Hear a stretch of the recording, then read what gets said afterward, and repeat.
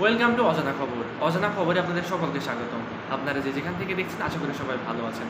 তো বেশি কথা না বলে মূল ভিডিওতে চলে যায়। বিপুল ভোটে জয়ী রচনা ব্যানার্জি ও দেব, বিস্তারিত জানিয়ে দেব।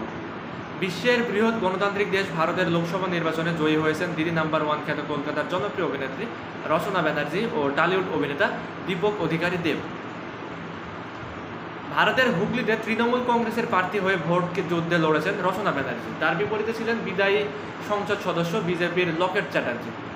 অন্যদিকে ঘাটাল থেকে তৃণমূলের প্রার্থী হয়ে লোকসভা নির্বাচনে লড়েছেন দেব। বিজেপি প্রার্থী অভিনেতা হিরণ চট্টোপাধ্যায়কে পিছনে ফেলে জয়ের হাসি হেসেছেন দেব। মঙ্গলবার 4 জুন সকাল 8টা থেকে ভোট গণনার কাজ শুরু হয়।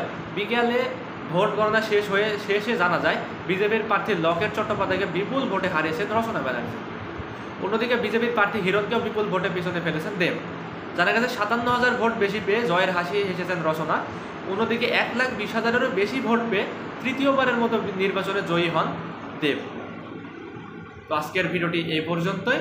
পরবর্তী ভিডিও না আসা পর্যন্ত অজানা খবরের সঙ্গেই থাকুন এবং আপনারা কে কোথা থেকে দেখছেন সেটি অবশ্যই জানিয়ে দিবেন, তাহলে আমরা জানতে পারবো যে আমাদের অডিয়েন্স কোথা থেকে দেখছে।